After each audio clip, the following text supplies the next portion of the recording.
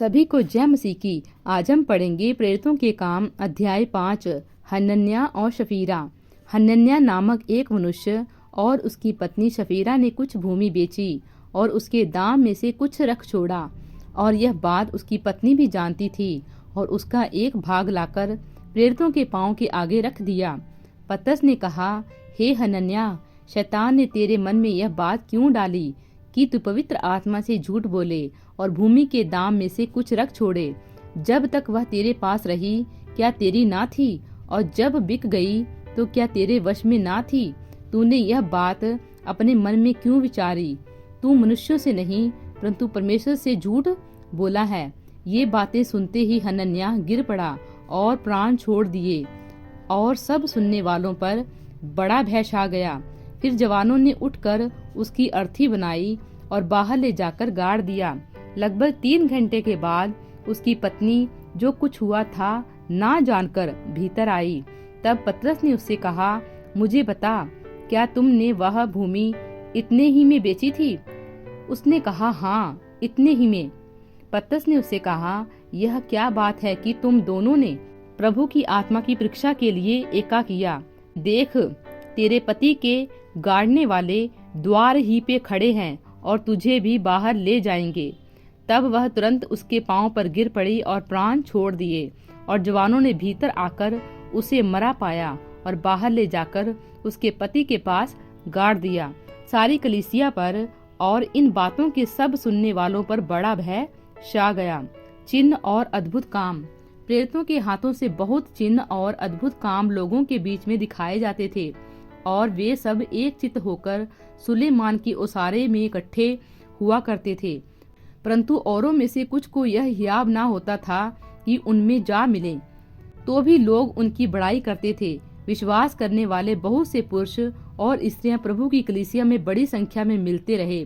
यहाँ तक कि लोग बीमारों को सड़कों पर ला लाकर खाटों और खटोलों पर लिटा देते थे। जब पतरस आए तो उसकी छाया ही उनमें से किसी पर पड़ जाए। यरूशलेम के आसपास के नगरों से भी बहुत लोग बीमारों और अशुद्ध आत्माओं के सताए हुओं को ला लाकर इकट्ठे होते थे, और सब अच्छे कर दिए जाते थे। प्रेरितों की गिरफ्तारी। तब महायाजक और उसके सब साथी जो सदूकियों के पंथ के थे डाह से भर उठे और प्रेरितों को पकड़कर बंदी गृह में बंद कर दिया। परंतु रात को प्रभु के एक स्वर्गदूत ने बंदी गृह के द्वार खोलकर उन्हें बाहर लाकर कहा, आओ, मंदिर में खड़े होकर इस जीवन की सब बातें लोगों को सुनाओ। वे यह सुनकर भोर होते ही मंदिर में जाकर उपदेश देने लगे। तब महायाजक और उसके साथियों ने आकर महासभा को और इस्राएलियों के सब पुरनियों को इकट्ठा किया और बंदी गृह में कहला भेजा कि उन्हें लाएं। परंतु प्यादों ने वहां पहुंचकर उन्हें बंदी गृह में ना पाया और लौटकर संदेश दिया, हमने बंदी गृह को बड़ी चौकसी से बंद किया हुआ और पहरे वालों को बाहर द्वारों पर खड़े हुआ पाया, परंतु जब खोला तो भीतर कोई न मिला। जब मंदिर के सरदार और प्रधान याजकों ने ये बातें सुनी तो उनके विषय में भारी चिंता में पड़ गए कि उनका क्या हुआ।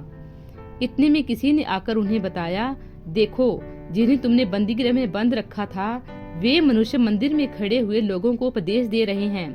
तब सरदार प्यादों के साथ जाकर उन्हें ले आया, परंतु बलपूर्वक नहीं, क्योंकि वे लोगों से डरते थे कि हम पर पथराव न करें।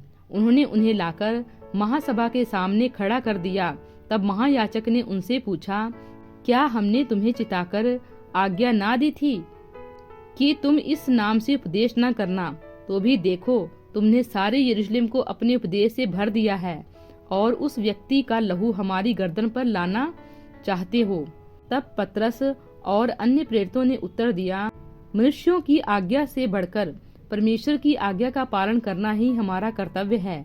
हमारे बाप दादों के परमेश्वर ने यीशु को जिलाया, जिसे तुमने क्रूस पर लटकाकर मार डाला था। उसी को परमेश्वर ने प्रभु और उद्धारकर्ता ठहराकर अपने दाहिने हाथ पर उच्च कर दिया कि वह इजरायलियों को मन फिराव की शक्ति और पापों की क्षमा प्रदान करे। हम इन बातों के गवाह हैं, और वैसे ही पवित्र आत्मा भी जिसे परमेश्वर ने उन्हें दिया है जो उसकी आज्ञा मानते हैं। यह सुनकर वे जल गए और उन्हें मार डालना चाहा, परंतु गमलियल नामक एक फरीसी, जो व्यवस्थापक और सब लोगों में माननीय था, न्यायालय में खड़े होकर प्रेरितों को थोड़ी देर के लिए बाहर कर देने की आज्ञा दी।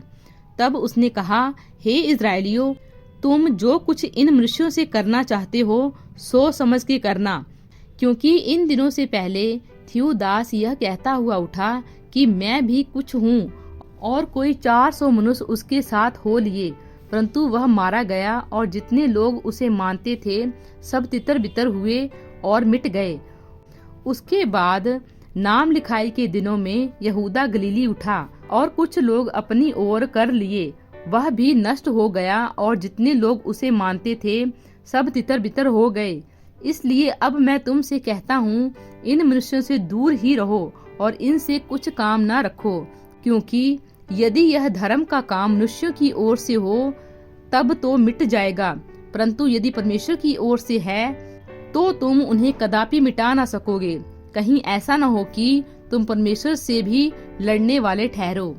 तब उन्होंने उसकी बात मान ली और प्रेरितों को बुलाकर पिटवाया और यह आदेश देकर छोड़ दिया कि यीशु के नाम से फिर कोई बात न करना। वे इस बात से आनंदित होकर महासभा के सामने से चले गए कि हम उसके नाम के लिए अपमानित होने के योग्य तो ठहरे।